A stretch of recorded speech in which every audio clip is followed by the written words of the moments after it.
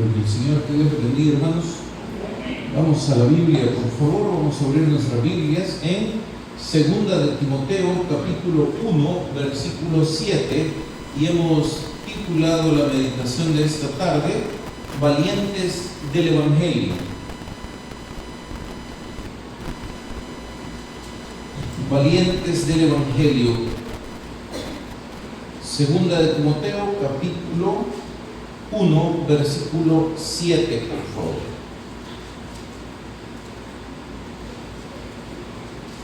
Cuando lo tenga, por favor, me dice un fuerte amén. Voy a entender que todavía no lo tienen, ¿verdad? ¿O sí? ¿Ya lo tenemos? Amén.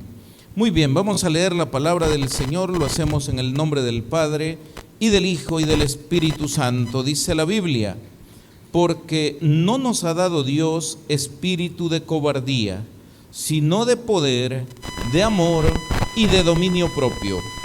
Por tanto, no te avergüences de dar testimonio de nuestro Señor, ni de mí, preso suyo, sino participa de las aflicciones por el Evangelio según el poder de Dios.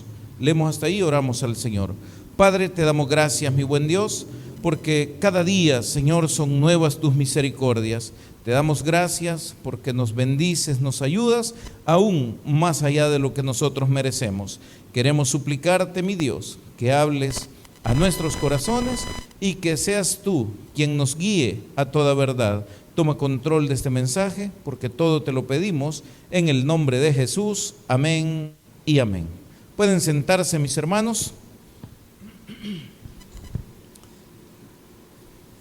Meditando un poco sobre este tema, venía el siguiente pensamiento, y es que el tiempo en el que nosotros vivimos, ser un cristiano auténtico o ser un cristiano de verdad parece algo complicado, ¿verdad?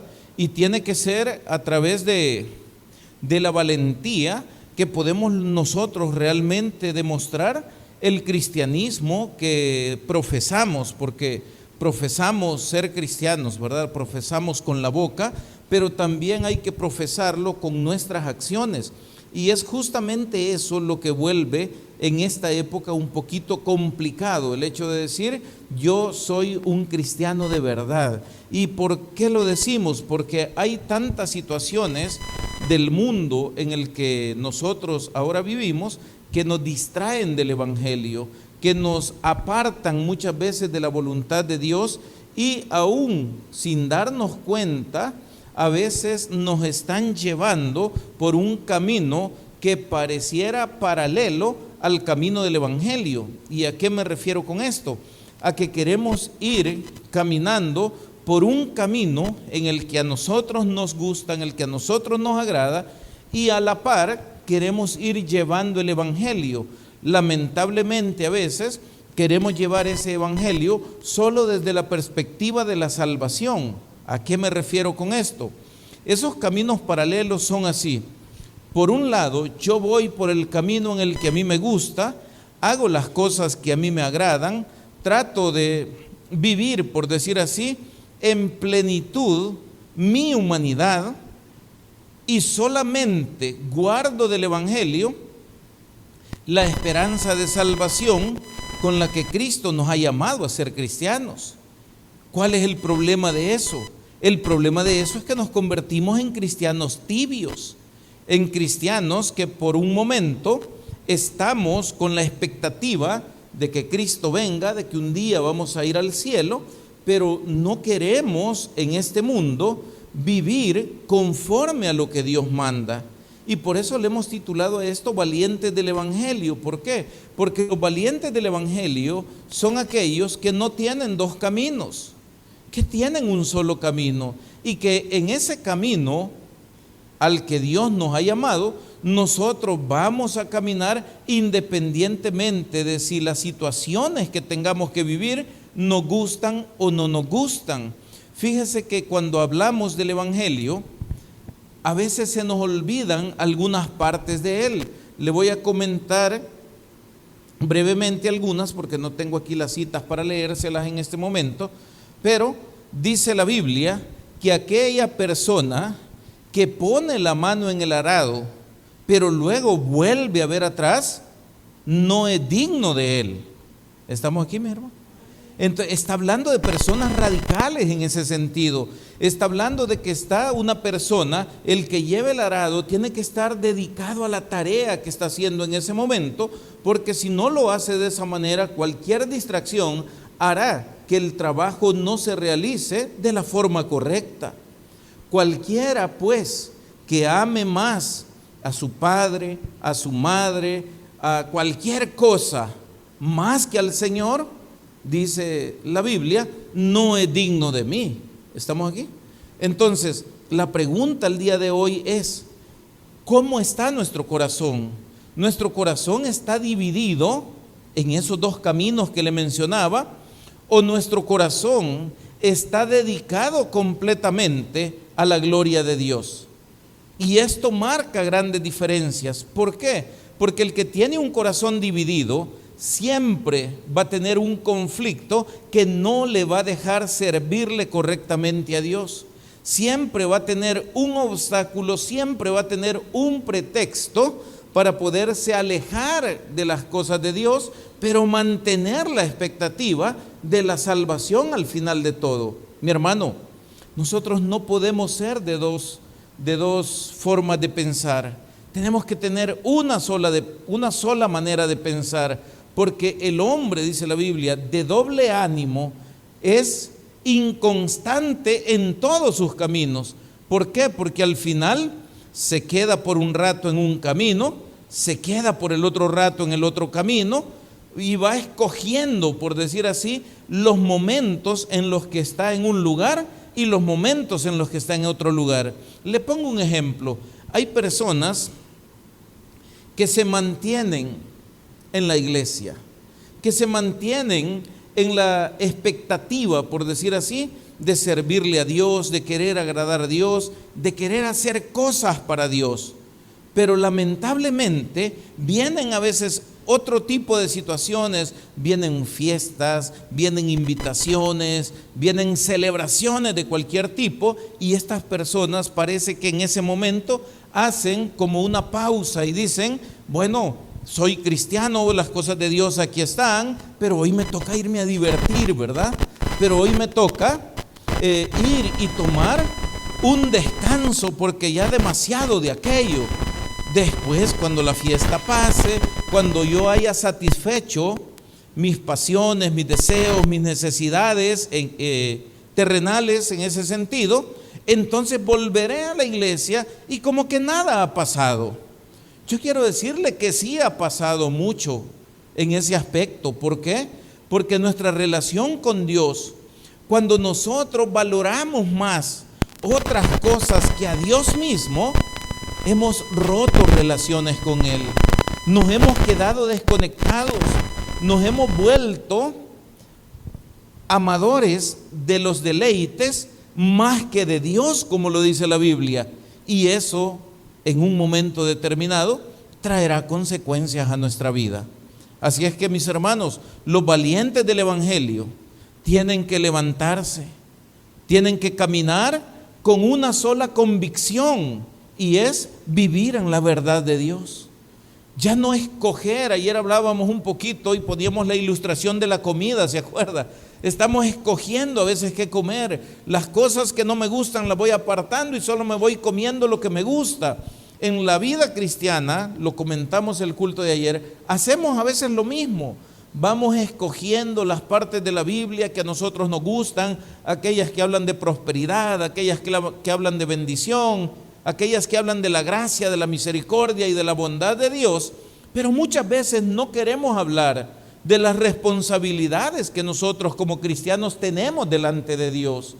Hay un dicho que generalmente utilizamos en las iglesias y es: el que tiene Dios, que le sirva a su Dios. Pero muchas personas están en el camino, y lo digo entre comillas, pero el Dios verdaderamente de ellos a veces no es el Dios al que nosotros adoramos. Y lo digo ¿por qué? Porque muchas veces nosotros nos convertimos en nuestro propio Dios. porque no actuamos por lo que la palabra manda, por lo que la palabra dice, para agradar al Dios creador de todas las cosas. Muchas veces tratamos de agradarnos a nosotros mismos, y entonces, ¿qué sucede? Nosotros hemos tomado el lugar que a Dios le corresponde. Ya no adoramos a Dios, nos adoramos a nosotros. Ya no tratamos de complacer a Dios en aquellas cosas que son la voluntad de Dios, sino más bien tratamos de complacernos a nosotros mismos en todas aquellas cosas que muchas veces están distantes de lo que Dios quiere con cada uno de los que estamos aquí. ¿Estamos aquí, mis hermanos?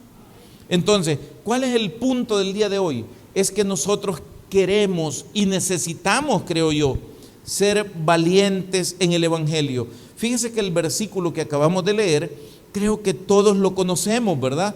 Porque no nos ha dado Dios espíritu de cobardía, sino de poder, de amor y de dominio propio, ¿verdad? Que hasta ahí lo sabemos muy bien. Vamos a leer despacito el que sigue, el versículo 8. ¿Cómo comienza el versículo 8, mis hermanos? Dice, por tanto, ¿verdad? Entonces, esta es una conexión con lo que se acaba de decir antes. Lo que está diciendo es, como el espíritu que se te ha dado a ti, lo vamos a resumir, ha sido un espíritu de persona valiente. Eso es lo que nos han dado. Por tanto, como tienes eso, debes manifestar lo siguiente. Y es acá donde dice, por tanto, no te avergüences de dar testimonio de nuestro Señor. Amén. O sea, no te avergüences de ser cristiano.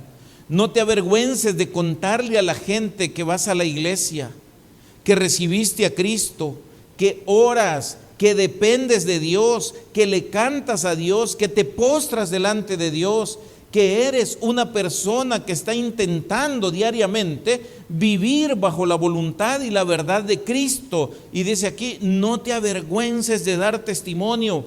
Y si alguien exige o demanda defensa de nuestra fe, tenemos que presentarla, como dice el apóstol Pedro, con mansedumbre. Pero esto implica, mi hermano, que para dar testimonio, número uno, tenemos que estar plenamente identificados. Yo soy de Cristo y ya no soy del mundo, porque mi ciudadanía no es de aquí, sino del reino de los cielos. Y debo no solo decirlo, yo debo verdaderamente creerlo. Yo debo interiorizarlo en mí, marcarlo. Esto es simbólico, marcarlo en mi corazón de alguna manera, de tal forma que cada vez que yo me mueva, que cada vez que yo haga algo, esa identificación esté siempre conmigo, pero no de manera superficial, como un tatuaje que está encima de la piel, sino como aquello que yo lo tengo dentro de mí y que de todos modos ayuda a que mis pensamientos, a que mis emociones, a que todo lo que sale de adentro de mí lo haga considerando quién soy yo verdaderamente. Y que ahí diga propiedad de Cristo. Y por eso nos llamamos cristianos. Amén. Entonces, esto tenemos que llevarlo para adentro. Tenemos que vivirlo. Tenemos que movernos por esto que nosotros somos, por lo que Dios exige de aquellos que han recibido el privilegio de ser llamados hijos de Dios. Hay personas, y creo yo que esta es una lucha que todos debemos hacer, que están peleando todo el tiempo porque les da pena, que están peleando todo el tiempo porque tienen miedo, que están peleando todo el tiempo porque, uy, ¿qué va a pasar si la gente me ve? Uy, ¿qué va a decir la gente si yo hago lo otro? Si es para Cristo, mi hermano, ni el temor, ni la vergüenza, ni nada de esas cosas tienen que ser parte de nuestra vida. Olvídelo. Ay, es que yo no canto tanto en la iglesia porque yo canto feo. Cántele si usted está cantándole para Dios. O sea, es que mire, fíjese que yo si estoy en la puerta y a mí me da pena saludar. pues párese en la puerta un día y comience a hacerlo, porque la única manera, óigame bien, la única manera de superar nuestros temores, ¿sabe cuál es? Es enfrentándolos. Pero si usted dice, yo tengo miedo a la oscuridad y por eso yo nunca salgo en lo oscuro, yo le pregunto, ¿cuándo se le va a quitar el miedo a eso?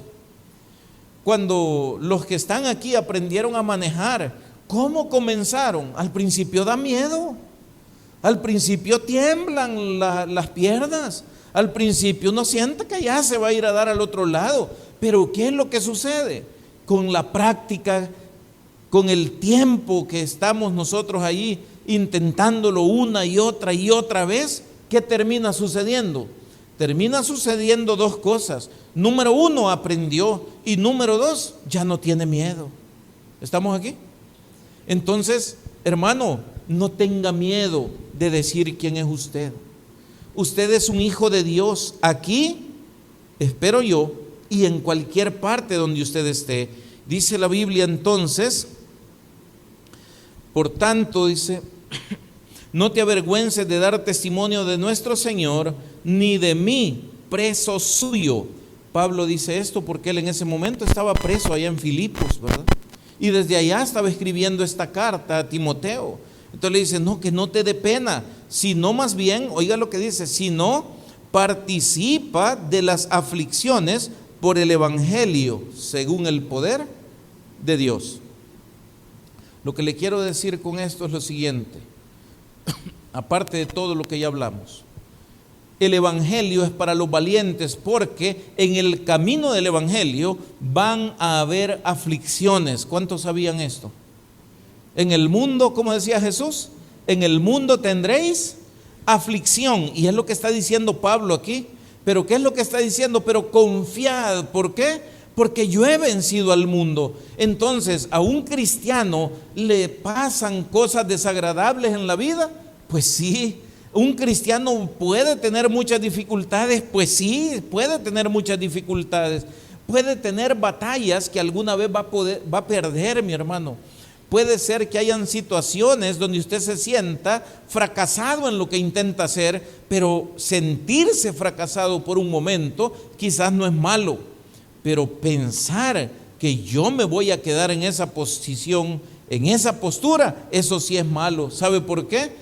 Porque podremos tener 1000 aflicciones si usted quiere, 1000 dificultades, pero una cosa tenemos segura, y es que de todas nos va a sacar el Señor.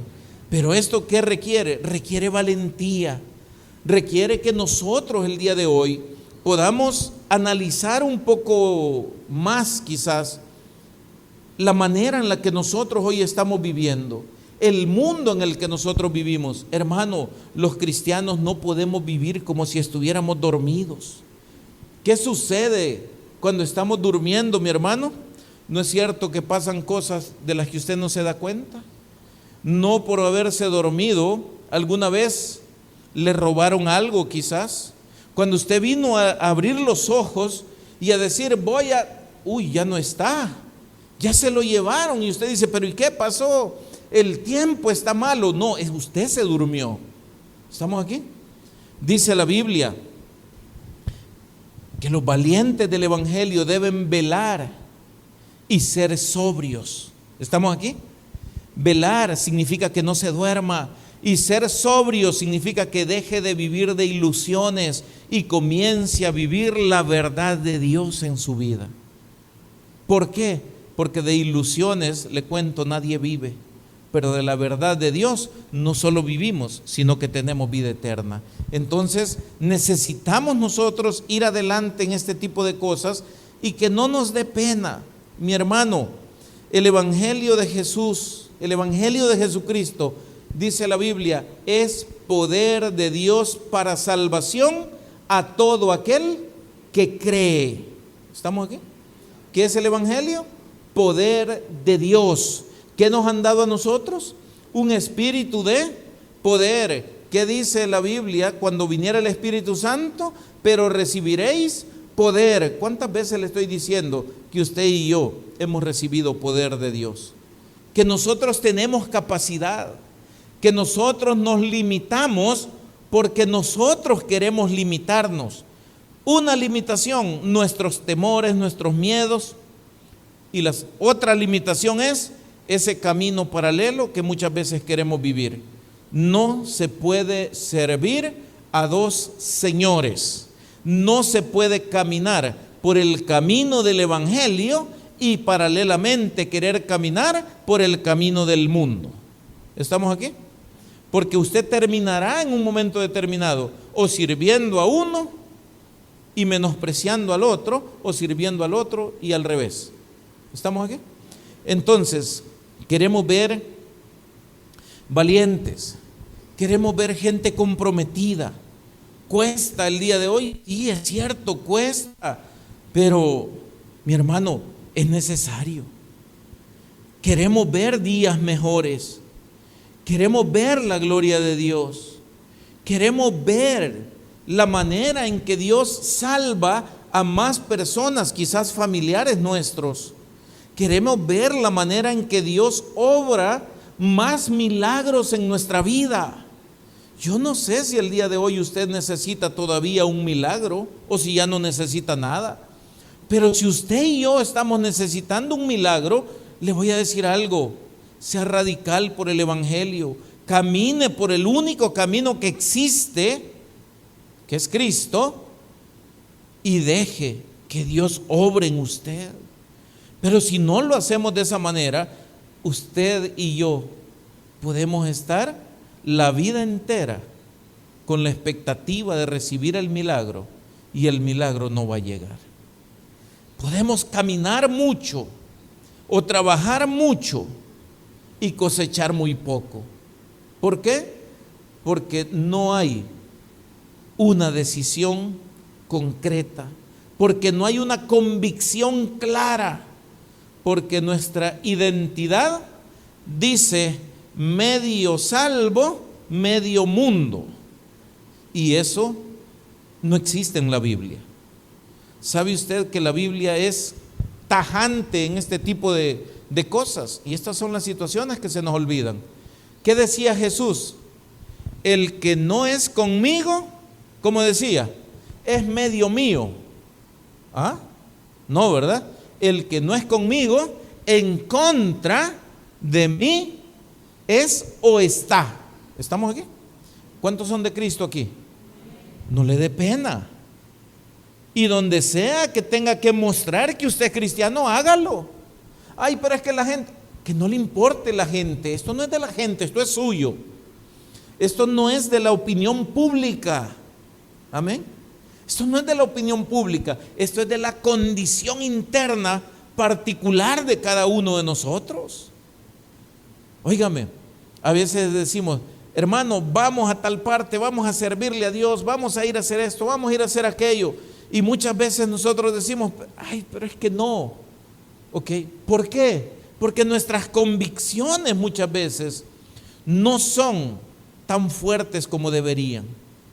Y eso es lo que nos hace a nosotros tener el ánimo muchas veces muy abajo. Y yo le voy a decir algo personal en esta tarde. A mí me gustaría verle a usted con el ánimo siempre arriba. Es difícil, yo lo sé, porque usted pasa problemas, porque usted pasa dificultades. Yo también los paso, pero le voy a decir algo, mi hermano, y quiero preguntarle en este momento. Cuando usted está en el culto, cuando usted está cantándole a Dios, dígame, ¿a dónde están los problemas? ¿A dónde están las dificultades que normalmente enfrentamos? ¿No se ha dado cuenta que hay momentos en los que hasta nos olvidamos de esas cosas? ¿No se ha dado cuenta que hay momentos en los que sentimos una paz tan grande que pareciera que no hay ningún problema alrededor de nosotros, aunque estemos llenos de dificultades? Pero, ¿y esa paz, mi hermano, no podrá ser permanente? ¿O solo cuando estamos en el culto? ¿Solo cuando cantamos? ¿Solo cuando oramos? No, esto puede ser permanente. ¿Y sabe por qué? Porque esa paz la pone el Espíritu Santo en nosotros. Y el Espíritu Santo en nosotros está todo el tiempo, de tal manera que nosotros pudiéramos, incluso en el momento más difícil de nuestra vida, poderlo pasar en paz, y con esperanza. ¿Quiere un ejemplo de esto? Se lo doy de manera sencilla. Hermano, no voy a leerlo, es largo, pero quiero preguntarle el día de hoy, ¿cuántos se acuerdan de Esteban, el que se relata en el libro de los Hechos como uno de los primeros diáconos de la iglesia, ¿verdad? El primer mártir, por ejemplo, de la iglesia cristiana? ¿Qué pasa con Esteban? Esteban se puso a testificar acerca de la verdad del evangelio delante de personas religiosas en ese momento, fariseos, gente judía que no creían en Cristo. Pero fue tanto lo que Esteban había aprendido del evangelio que las personas al oírlo, ¿cómo se quedaron, mi hermano? Sorprendidos, no hallaron qué hacer y tuvieron una reacción violenta contra él. ¿Usted cree que cuando vamos a predicar, cuando salimos a algún lugar a evangelizar, cuando usted va y le habla del evangelio a la gente, usted cree que toda la gente le va a decir, pase adelante, qué linda es la palabra de Dios, ¿verdad? No siempre es así, hermano. Hay personas que se enojan, hay personas que agarran piedras, hay personas que agarran agua caliente, y aunque usted no lo crea, en este tiempo esas cosas se dan. Hay personas que le ven a usted ir y cierran la puerta, hay otros que salen corriendo, hay un montón de situaciones que se pueden llegar a dar, y otros que aún de manera violenta podrán quererle pegar en alguna ocasión. Mi pregunta es, ¿y usted qué haría si una situación de esas pasara? ¿Qué haría si, como a Esteban, frente a toda esa multitud de gente con una creencia distinta a la de él, se pusieran a cuestionarlo? ¿Usted se mantendría en su verdad? ¿Usted les predicaría como lo hizo Esteban? ¿Usted soportaría hasta el momento en que dijeran, este hablador hay que matarlo, y usted seguiría hablando? Esteban lo hizo, mi hermano, porque tenía una convicción, porque tenía una esperanza clara, porque creía en los milagros de Dios. Y sucedió un milagro, claro que sí, aunque Esteban murió. Pero ¿cuál fue el milagro? Yo le pregunto a usted, ¿cuándo usted ha visto la gloria de Dios con sus propios ojos? Esteban la vio. ¿Y cómo la vio? En el momento más difícil quizás de su vida, mientras estaba siendo apedreado, mientras estaba en paso de muerte prácticamente, ¿qué vio? Que el cielo se abrió y vio a Jesús sentado a la diestra del Padre. Esa es la gloria de Dios. ¿Y qué pasó con los que apedreaban, mi hermano? Mire qué bonito, ¿verdad? Que las palabras, así como las dijo Jesús en la cruz, las repite ahora Esteban, ¿verdad? Diciendo que les perdonaran a estas personas las locuras que estaban haciendo. ¿Estamos aquí? Pero ¿qué hizo Esteban al final?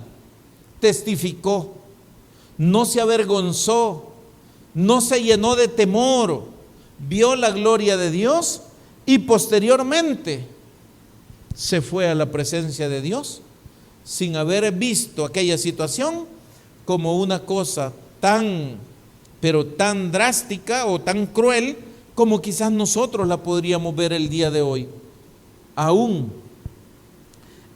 en los momentos más difíciles, mi hermano, no debemos negar nuestra fe, no debemos avergonzarnos de testificar del Señor. ¿Por qué? Porque aquellos que en este sentido son valientes son los que en un momento determinado logran ver la gloria de Dios. Y yo estoy seguro que muchos de nosotros acá queremos ver la gloria de Dios. Hechos 4:18, búsquelo en su Biblia, por favor. Y este es otro ejemplo que podemos tomar acerca de esta valentía. Mi hermano, ¿cuánta gente conoce usted o conocemos nosotros que no viene a la iglesia porque en su casa alguien le dijo, el día que vayas a esa iglesia, o si seguís yendo a esa iglesia, ya no sos mi hijo, ya no sos mi hija, ya no sos aquí, ya no sos allá, y un montón de cosas. Y mucha gente, por ese tipo de amenazas, se han quedado privados de ver la gloria de Dios. Los valientes, ¿qué hacen, mi hermano? Los valientes siguen adelante, aunque el mundo entero se ponga en contra de ellos. Hechos 4:18 dice, y esto habla de Pedro y Juan ante el concilio siempre de los judíos. Dice, y llamándolos, les intimaron que en ninguna manera hablasen ni enseñasen en el nombre de Jesús. Ok. Llegaron, los pusieron delante y les dijeron, de ninguna forma queremos que hablen o enseñen en el nombre de Jesús. Pero mire la reacción de ellos. Dice el 19, mas Pedro y Juan respondieron diciéndoles, juzgad si es justo delante de Dios obedecer a vosotros antes que a Dios. Ojo, este es un mensaje muy bonito para nosotros el día de hoy. ¿A quién hay que obedecer, mi hermano? ¿Es necesario obedecer al familiar que se opone? ¿Al vecino que critica? ¿A aquel que nos señala cuando venimos a la iglesia? ¿O a Dios? Y es lógica la respuesta, ¿verdad? Necesitamos obedecer a Dios. Usted lo sabe, yo también lo sé. Pero ¿cuál es el problema? Hoy todavía nos afecta a muchos lo que diga la gente. Entonces, esto tenemos que sacarlo de adentro también y decir, ok, todavía me afecta la crítica, todavía me afectan los señalamientos de las personas. Pues de hoy en adelante me voy a poner vaselina o algo, lo que sea, pero todo lo que digan, ¿sabe qué va a pasar? Me va a resbalar. Amén. ¿Por qué? Porque yo he decidido una cosa. Yo he decidido seguir a Cristo. Y eso fue lo que estas personas decían. Óigame, y no les estaban diciendo una cosa tan sencilla. Les estaban diciendo, les estaban prohibiendo que hablaran y predicaran en el nombre de Jesús. Este concilio, mis hermanos, es el mismo concilio que le daba las cartas a Saulo de Tarso para ir a perseguir cristianos, para capturarlos, encarcelarlos, golpearlos y hasta matarlos, como hicieron con Esteban. ¿Estamos aquí? Entonces, estas personas, cuando ellos dicen, miren, juzguen, si deberíamos hacerles caso a ustedes o hacerle caso a Dios. Ellos sabían que esta declaración estaba mostrando fidelidad hacia Jesucristo, pero que también al mismo tiempo podía ser la sentencia de muerte para ellos. Pero la pregunta es, ¿qué hicieron? ¿Se hicieron fuertes? ¿Se hicieron valientes? Y dijeron, un solo camino hay. ¿Y cuál es? Obedecer a Dios antes que a los hombres. Y ese fue el camino que ellos siguieron. No termina ahí la lectura, sigamos. Mas Pedro y Juan respondieron diciéndoles, juzgad si es justo delante de Dios obedecer a vosotros antes que a Dios. 20, versículo 20, oiga esto, porque no podemos dejar de decir lo que hemos visto y oído. No dijeron no queremos. ¿Cómo dijeron? No podemos. Yo le pregunto el día de hoy, piénselo por un momento. ¿Podría usted dejar de venir a la iglesia y quedarse como si nada? Si la respuesta es sí, le recomiendo que revise su condición espiritual. ¿Sabe por qué? Porque el Espíritu Santo que hay en nosotros nos da situaciones como esta. ¿Qué dijeron ellos? No podemos. Hay algo que brota de adentro y que no me puede dejar callado. Hay algo dentro de mí, y es lo que ellos decían, que me impulsa a hacer lo que el Señor manda. Al profeta Jeremías le pasó algo similar. Tal vez en su lectura, si no me equivoco, en Jeremías 29, puede encontrar también donde dice Jeremías: hey, Señor, me sedujiste y fui seducido. Y lo que está hablando es: me convenciste de ir y hacer lo que tú querías que yo fuera a hablarle a ese pueblo rebelde.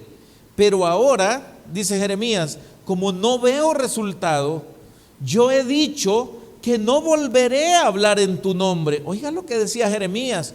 Pero ¿qué sucede? Y después dice que no podía, porque desde los huesos hasta todo, es decir, del interior hacia afuera, había como un fuego que lo consumía y que no lo dejaba estar callado.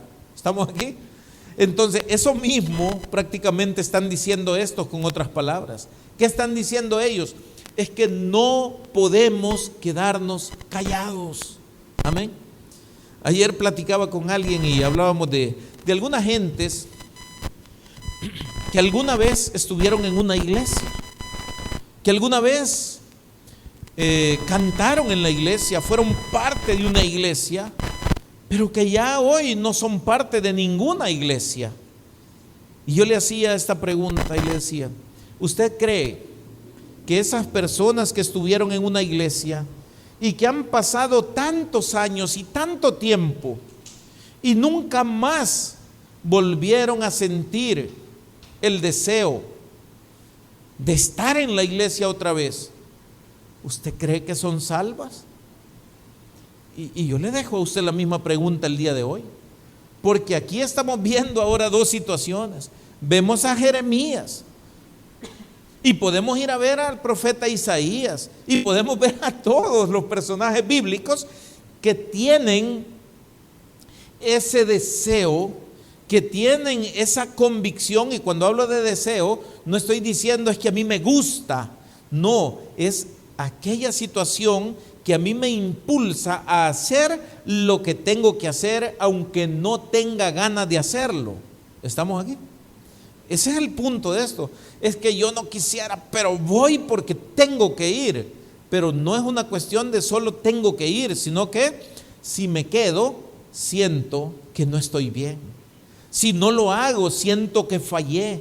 O sea, hay algo adentro que comienza, por decirlo así, a provocar una cosquilla por ahí que no deja estar tranquilos. Entonces digo yo, aquellos que pasaron tanto en las iglesias, pero luego no quieren volver a ellas, no sé, no puedo asegurar nada porque yo no lo sé, pero sí estoy seguro que si el Espíritu Santo en ellos estuviera activo, no se pudieran quedar ahí.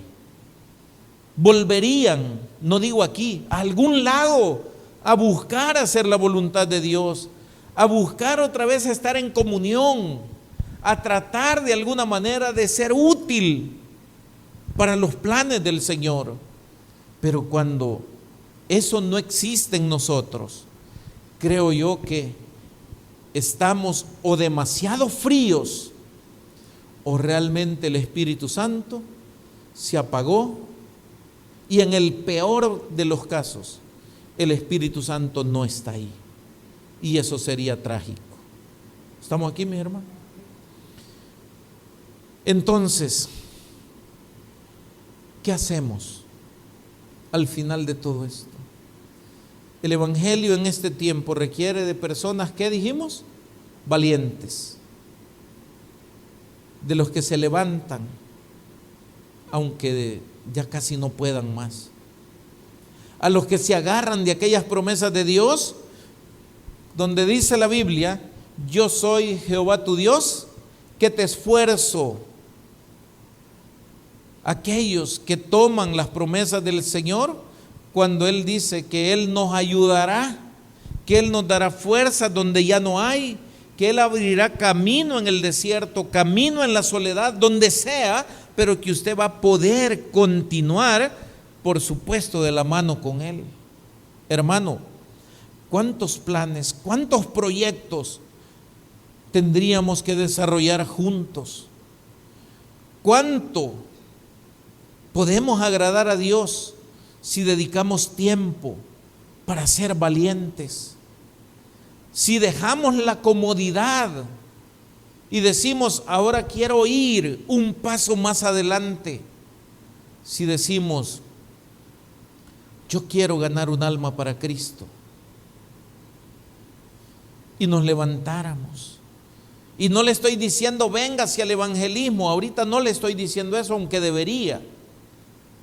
Lo que le estoy diciendo es tómelo como algo personal. Yo me he dado cuenta de algo, yo sé que el evangelismo, cuando vamos en grupo, cuando se predica de esa manera, da algún fruto, claro que lo da, pero le voy a decir algo, el evangelismo que usted hace personalmente es más efectivo. ¿Sabe por qué? Véalo de una manera simple.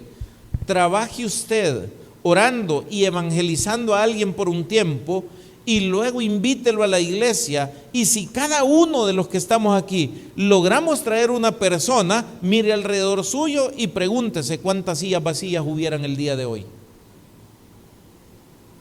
Pero ¿qué es lo que sucede? Estoy cómodo en mi casa.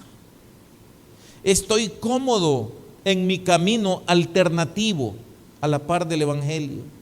Estoy cómodo ahí porque si Dios no me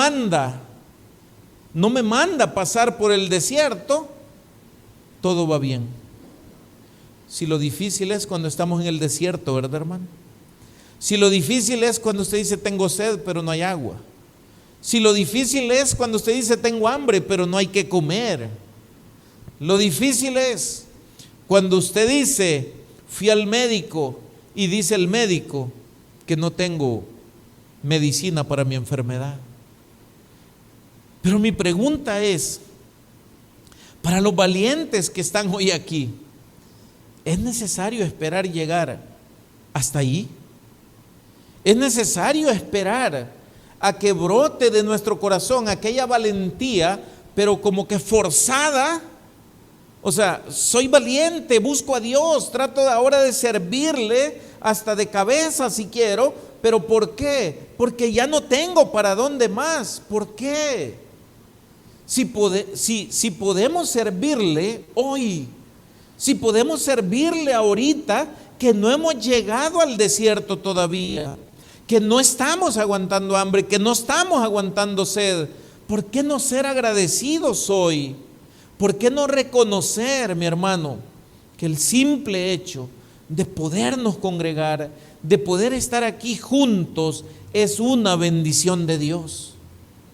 ¿Por qué esperar a que nos digan, usted ya no puede ir a la iglesia, porque ya no se puede levantar de la cama o de la silla donde usted está sentado? Pero ¿sabe qué pasa cuando a una persona lo sientan en esa silla o lo postran en una cama? ¿Quiere que le diga qué pasa generalmente? Esa gente en esos momentos anhela tener el poquito de salud que usted y yo tenemos hoy, para poderse levantar de donde están y quizás estar en la silla que hoy está vacía aquí. ¿Estamos aquí? Mi pregunta es, ¿usted va a llegar a ese punto? A anhelar estar aquí cuando no puede y cuando puede no estar. Somos contradictorios los seres humanos. Les voy a poner un ejemplo de esto. ¿Se acuerdan ustedes cuando se decretó la pandemia y el cierre total de todas las cosas prácticamente? Yo recuerdo cuántos mensajes recibí, cuántas llamadas recibí de gente. Hermano, extraño la iglesia, me gustaría estar en el culto y que le cantemos al Señor todos juntos. Sí, aleluya, gloria a Dios, pero cuando se abrió no vinieron. Entonces digo yo, o sea, ¿cómo es la cosa? Si está cerrado quiero estar y si está abierto no vengo. No sé, o sea, yo me confundo quizá, ¿verdad?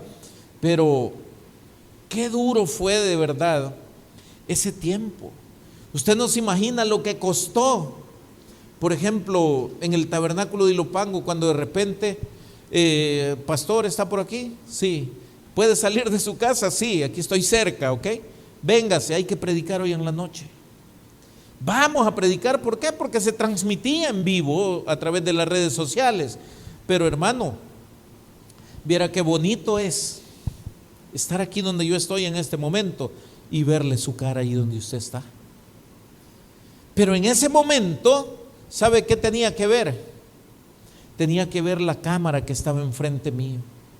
Tenía que ver a una persona que estaba con la cámara grabando. Pero si yo giraba mi mirada, ¿qué cree que había? Sillas vacías. Hubo un momento en el que allá quitaron hasta las sillas, porque dijeron, para cuando volvamos a abrir, que la iglesia esté distinta, vamos a cambiar el piso. Y entonces comenzaron a quitar el piso y solo quedó la parte donde se predicaba y donde estaban las cámaras. Pero al principio, mi hermano, era difícil. ¿Por qué? Porque a veces uno quiere hacer contacto visual con alguien, quiere ver si ya se durmió, quiere ver si está escuchando, quiere ver si se enojó por lo que uno dice, no sé, pero quiere ver uno a su gente. No se puede.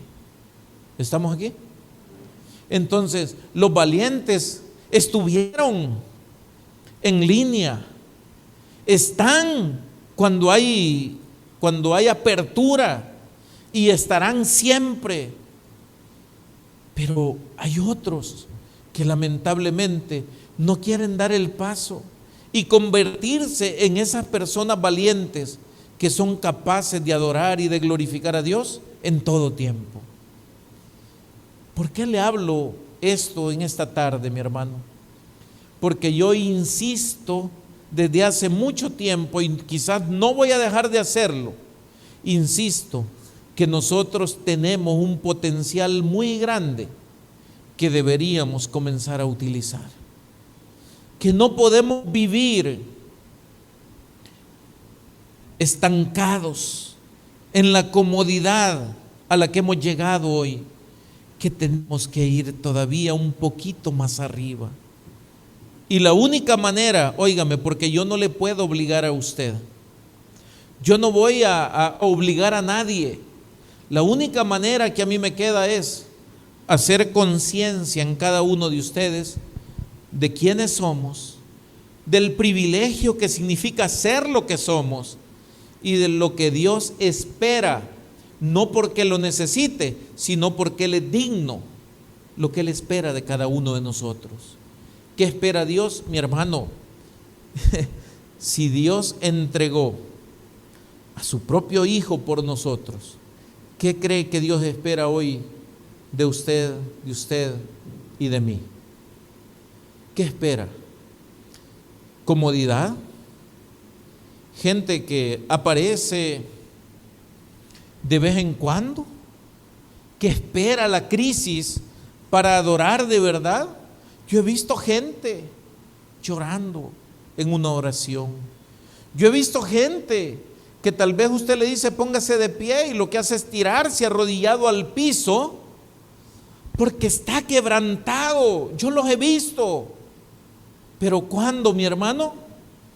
Cuando estamos en el hoyo más profundo quizás. Pero qué lindo sería que lloremos si usted quiere, que adoremos y nos postremos y nos tiremos allí si usted quiere, sin que estemos en ese hoyo profundo. Óigame, qué diferente sería, ¿no?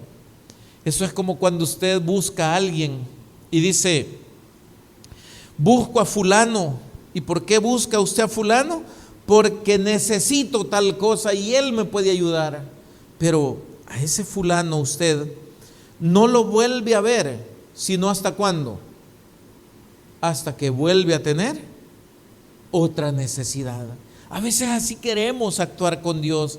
Yo le quiero decir, mi hermano, ¿sabe cuándo nos ayuda Dios? Todos los días. ¿Sabe cuándo están las misericordias de Dios para nosotros? Cada mañana. Amén. ¿Cuándo debería estar nuestra alabanza? Igual que Dios, todo el tiempo, cada mañana, cada instante. ¿Cuándo deberíamos hablar con Él? Orad sin cesar, dice la Biblia. Amén. ¿Por dónde vamos a caminar, hermano? Encomienda a Jehová tus caminos y Él enderezará tus veredas. O sea, lo que está diciendo es, hey, todo el tiempo, por donde sea que vayas, Dios está contigo. Mi pregunta es, ¿y tu corazón está con Dios? ¿Estamos aquí? Entonces, mi hermano, ¿cómo será esta iglesia? Le voy a decir cómo me gustaría a mí que fuera. Una iglesia apasionada. ¿Qué es eso? Una iglesia apasionada es aquella que vive el Evangelio. Es aquella que no ve tantas dificultades en lo que tiene que hacer, sino más bien que ve el resultado que queremos obtener y las dificultades que haya que enfrentar, las enfrenta con la valentía de aquellos que saben que son hijos de un gran rey. Yo quisiera de verdad que tomáramos en consideración todas estas cosas que hoy hemos hablado en este lugar. ¿Sabe por qué? Porque Dios sigue siendo bueno con cada uno de nosotros. Démosle al Señor un fuerte aplauso.